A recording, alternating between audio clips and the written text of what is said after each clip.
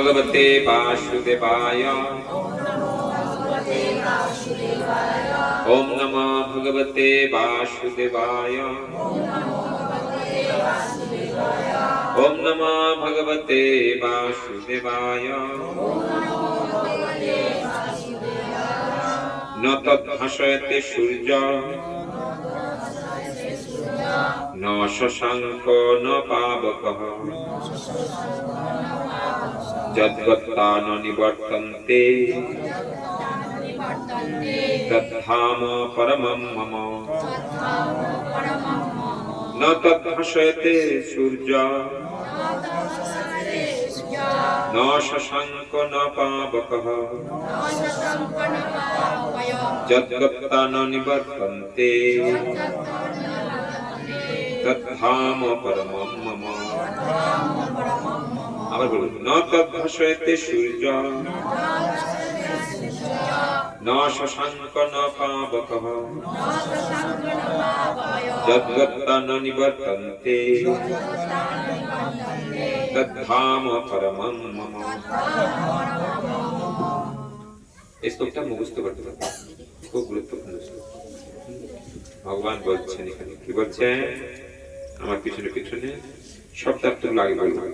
ন না তৎ তা ভাসয়তে আলোকিত করে সূর্য সূর্য ন না শশাঙ্ক চন্দ্র ন না পাবকঃ অগ্নি বিদ্যুৎ যৎ যেখানে গত্বা গেলে ন না নিবর্তন্তে ফিরে আসে তদ্ধাম সেই ধাম পরমম পরম মম আমার।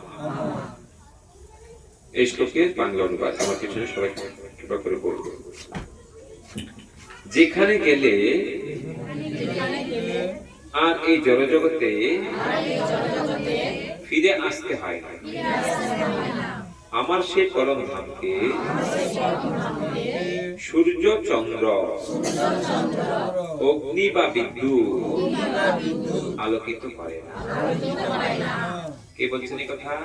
ভগবান শ্রীকৃষ্ণ বলছে যে যেখানে গেলে আর জড়জগতে ফিরে আসতে। জড়জগৎটা খুব ভালো নাকি? খুব ভালো? এই জগৎ দুঃখালয়, অশাশ্বত, দুঃখের।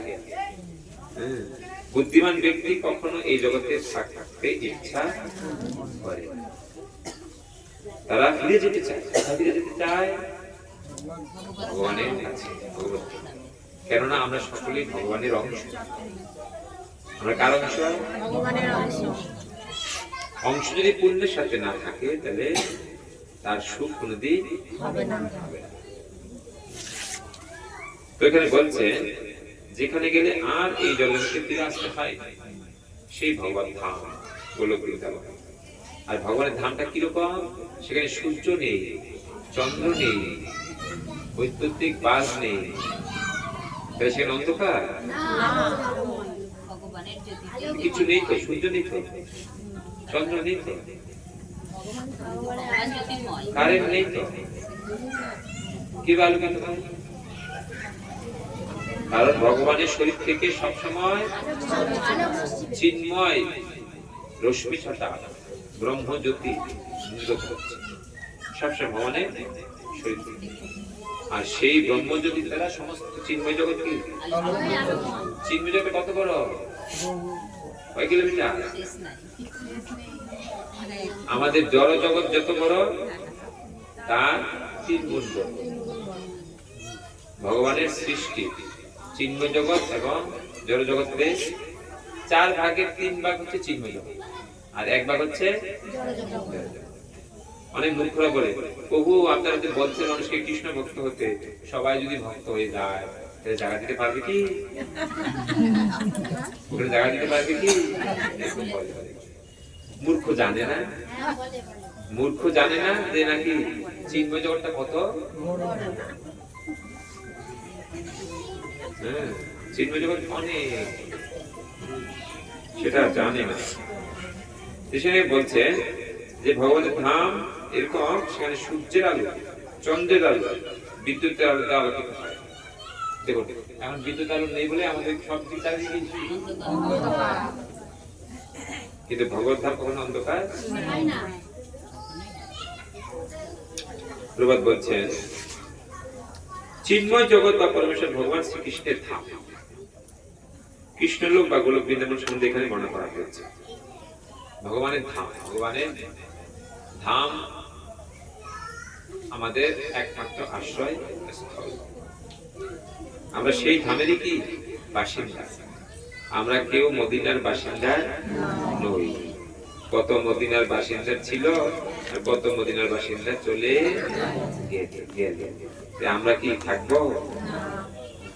কেন থাকবো না? আমরা মদিনার বাসিন্দা নই। আমরা কোন জগতের বাসিন্দা? গোলক বৃন্দাবন, চিন্ময় ধাম। তো আমাদের সেই ধামে ফিরে যাওয়ার ব্যবস্থা করা উচিত। আর সেই ধামে কি নেই? জন্ম নেই, মৃত্যু নেই, জরা নেই, ব্যাধি নেই, দুঃখ নেই, কষ্ট নেই, যন্ত্রণা নেই, পার্থক্য নেই। সেখানে গুরু হবেন না, সেখানে বিউটি পার্লার দিতে হবে না। কেন বিউটি পার্লার দিতে হবে না? এখানে মানুষ বিউটি পার্লার কেন যায়? বান্দর মুখটাকে সুন্দর বানাতে। বান্দর মুখটাকে কি সুন্দর বানানোর জন্য বিউটি পার্লার। কিন্তু ওখানে সকলেই সবাই আলাদা করে বিউটি পার্লার কি যেতে হবে। সেখানে কোনো মেডিকেল নেই, ডিসপেন্সারি নেই। কেন নেই? সেখানে কোনো ডাক্তার নেই, রোগ নেই, ডাক্তার থাকবে দরকার। সেখানে কেউ গুরু হয় না। সবসময় 16 বছরের নব যৌবন, 16 বছরের যুবতী, 16 বছরের যুবক, সবসময় এই ভাব। সেখানে কেউ বৃদ্ধ হয় না।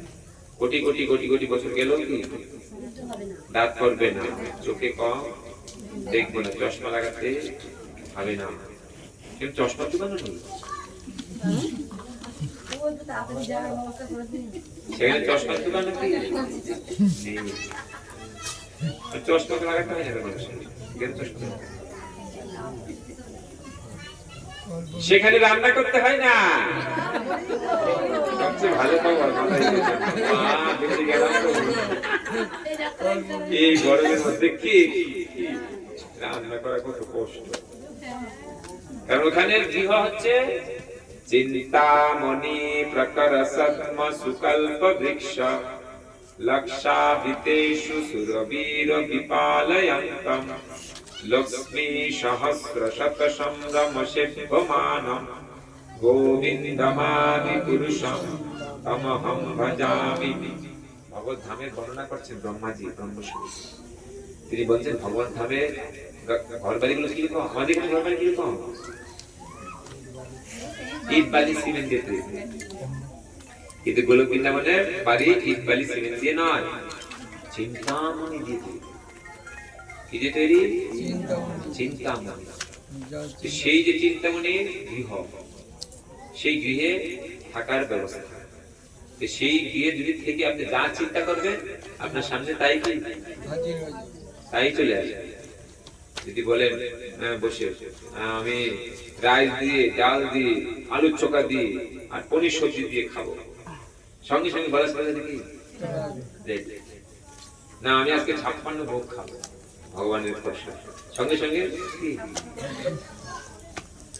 আমি আজকে একটু ঘুরতে যাবো, কি আমার 5 কেজি সোনার অলংকার লাগবে, বলার সাথে সাথে কি 5 কেজি, 5 কেজি, 5 গ্রাম না, 5 কেজি যা চাইবে সঙ্গে সঙ্গে কি। কোন জায়গাটা ভালো, এটা ভালো না ওটা ভালো? হ্যাঁ, আমরা মূর্খ বলে আমরা কি আমরা এখানে পড়ে আছি। তারা বুদ্ধিমান, তারা কি করবে যে না এখানে আর থাকবে। তাহলে ওখানে যাওয়ার জন্য কিছু তো করতে হবে, এমনি যেতে পারবে? কি করতে হবে? ভজন করতে হবে, ভগবানের ভজন করতে হবে, ভগবানের ভক্তি করতে হবে, ভগবানের নাম করতে হবে, তারপরে সদাচার পালন করতে হবে, পাপ থেকে মুক্ত হতে হবে। নাহলে কি রূপ কথার গল্পই থাকবে, আর যাওয়া হবে না। যদি যেতে চান তাহলে আপনাকে এগুলো করতে হবে। চিন্ময় জগৎ বা পরমেশ্বর ভগবান শ্রীকৃষ্ণের ধাম, কৃষ্ণলোক বা গোলক বৃন্দাবন সম্বন্ধে এখানে বর্ণনা করা হয়েছে। চিদাকাশে সূর্য কিরণ, চন্দ্র কিরণ, অগ্নি অথবা বৈদ্যুতিক শক্তির কোনো প্রয়োজন হয় না, কারণ সেখানে সমস্ত গ্রহই জ্যোতির্ময়। এই ব্রহ্মাণ্ডে কেবল একটি গ্রহ সূর্য হচ্ছে জ্যোতির্ময়, কিন্তু চিদাকাশে সব কয়টি গ্রহই জ্যোতির্ময়। বৈকুণ্ঠ নামক এই সমস্ত গ্রহের উজ্জ্বল জ্যোতি দ্বারা বিচ্ছুরিত হয়ে ব্রহ্মজ্যোতি নামক চিদাকাশের প্রকাশ হয়।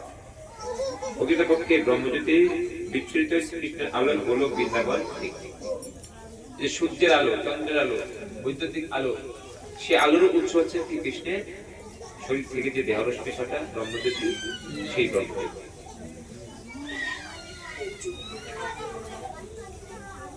সেই অতুজ্জ্বল জ্যোতির্প্রিয় দংশ মহত্ত্বে আচ্ছাদিত সেটি জড়জগৎ। এই জড়জগৎ ছাড়া সেই জ্যোতির্ময় আকাশের সমস্ত স্থানই চিন্ময়, গ্রহলোক সময় পরিপূর্ণ, যাদের বলা হয় বৈকুণ্ঠ, এবং তাদের মধ্যে প্রধান হলো গোলক। তাহলে সমস্ত চিদাকাশটা হচ্ছে ব্রহ্মজ্যোতির দ্বারা আলোকিত, কিন্তু ওই চিদাকাশের এক কোণে মহত্ত্ব কি করেছে? সেই আলোকে ঢেকে দিয়েছে, আর সেই জায়গাটাই হচ্ছে আমাদের এই জগৎ। সেটা আমাদের জড়জগৎটা অন্ধকার, ঢাকা আছে বলে অন্ধকার।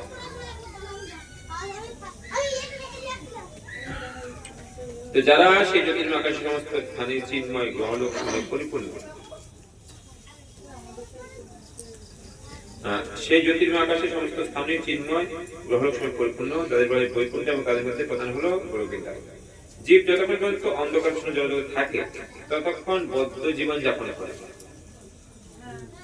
যতক্ষণ আমরা এখানে থাকবো আমরা বদ্ধ হয়ে থাকবো, মুক্ত হতে যতক্ষণ কি ভগবদ্ধামে না যায়। ভগবদ্ধামে সবাই মুক্ত জীব, আর আমরা সবাই ওখানে সবাই নিত্য মুক্ত, আর এখানে হচ্ছে আমরা নিত্য বদ্ধ।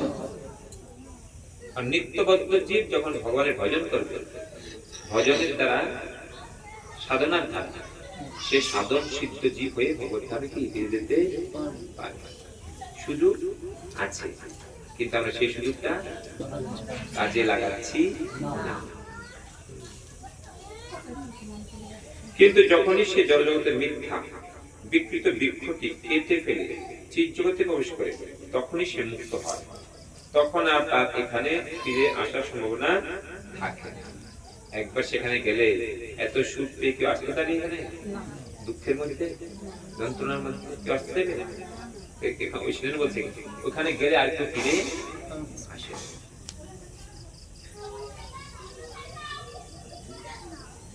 বদ্ধ অবস্থায় জীব নিজেকে জড়জগতের অধীশ্বর বলে মনে করে, কিন্তু মুক্ত অবস্থায় সে চিন্ময় রাজত্বে প্রবেশ করে এবং পরমেশ্বর ভগবানের পার্শ্বত্ব লাভ করে। সেখানে সে সৎচিত এবং আনন্দময় জীবন উপভোগ করে। সৎ মানে নিত্য, শাশ্বত, সনাতন। চিত মানে চিন্ময়, জ্ঞানময়, আর আনন্দময় জীবন লাভ করে জীব যদি সেখানে যায়। এই তথ্য লাভ করে সকলেরই আকৃষ্ট হওয়া উচিত। বাস্তবে ভ্রান্ত প্রতিবিম্ব থেকে নিজেকে মুক্ত করে সেই নিত্য পরম ধামে ফিরে যাওয়ার জন্য সকলেরই বাসনা করা উচিত।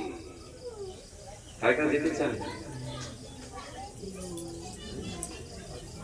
তার কাছে যেতে চান?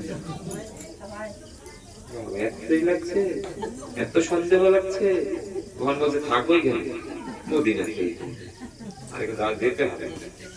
তারা কারা যেতে জলদি উঠাবো না, উঠাবো না, এসব আদেশ করছে।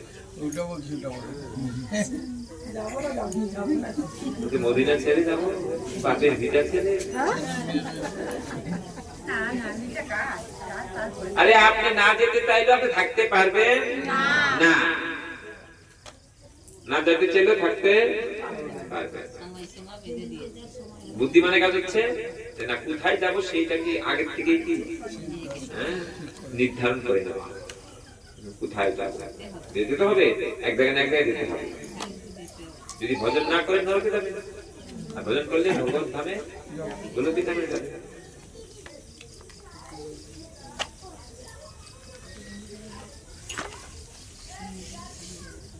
এই তথ্য লাভ করে সকলে আকৃষ্ট হওয়া উচিত। বাস্তবের ভ্রান্ত প্রতিমা থেকে নিজেকে মুক্ত করে সেই নিত্য পরম ধামে ফিরে যাওয়ার জন্য সকলেরই বাসনা করা উচিত। যারা এই জগতের প্রতি অত্যন্ত আসক্ত তাদের পক্ষে সেই আসক্তি ছিন্ন করা অত্যন্ত কঠিন। যারা খুব আসক্ত, ছেলে মেয়ে স্বামী স্ত্রী জায়গা জমি টাকা পয়সা ধন সম্পদ আদির প্রতি যারা আসক্ত, তারা কোনদিন সেখানে যেতে পারবে না। তারা মিছিমিছি খেলা খেলার জন্য কি এখানে থাকবে, আর থেকে তারা জন্ম মৃত্যু জরাবেরি চক্রে বারবার বারবার বারবার পুনরপি মরণম পুনরপি জননম পুনরপি মাতৃ জঠরে শয়নম, বারবার সে মাতৃ জঠরে শয়ন।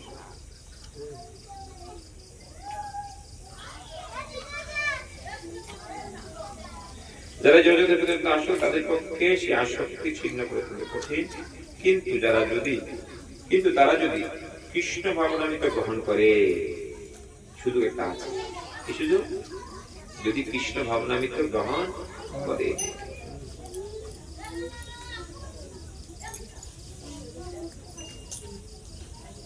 তাহলে সেই আসক্তি থেকে ধীরে ধীরে মুক্ত হওয়ার সম্ভাবনা থাকে। সেই জন্য কৃষ্ণ ভাবনায় ভাবিত ভক্তদের সঙ্গ করতে হবে। তাহলে আমাদের করতে হবে ভক্ত সঙ্গ। ভক্ত সঙ্গ না করলে সেটা আমাদের ভক্ত সঙ্গ না করলে সেটা আমরা বুঝতে পারবো না।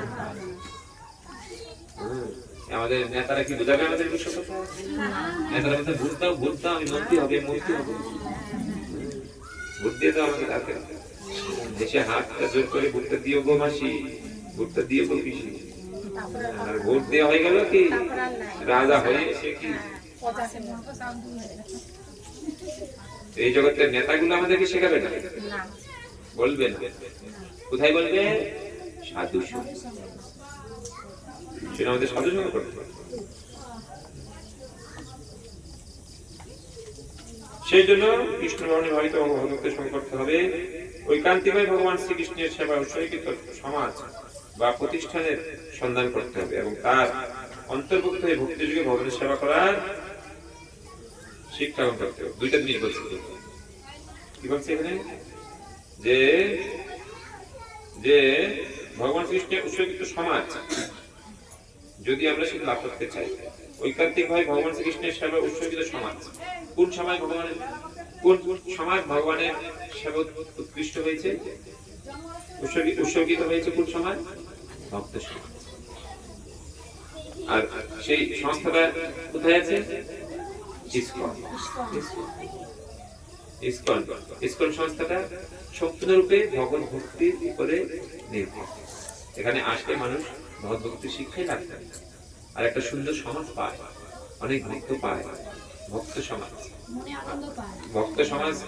ভক্ত সমাজে এসে ভক্তি করে সে ভগবানের কাছে ফিরে যাওয়ার সুবর্ণ সুযোগ সে পায়।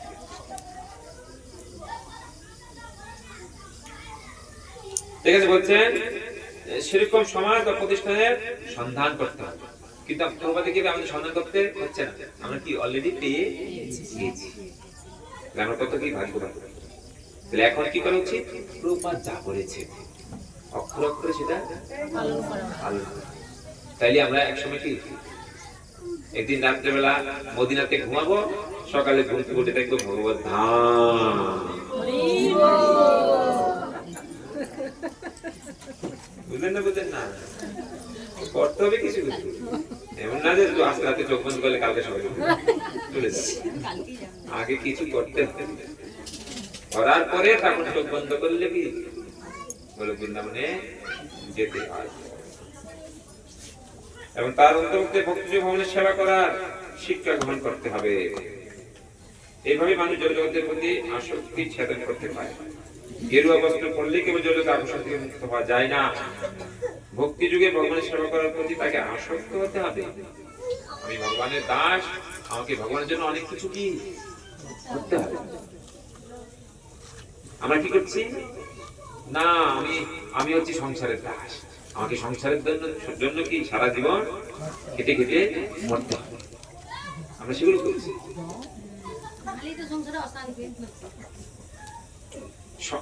সংসার করা যায়, কিন্তু সংসার থেকে কৃষ্ণের সংসার করতে হবে। তো কৃষ্ণের সংসার করো ছাড়ি কৃষ্ণের সংসার করো, কৃষ্ণকে কেন্দ্র করে সবকিছু করো, তাইলেও ভগবানের কাছে ফিরে যেতে পারবে। আসক্তি হবে কৃষ্ণের প্রতি, আর ডিউটি হবে পরিবারের প্রতি ডিউটি। আর আসক্তি প্রেম কার প্রতি?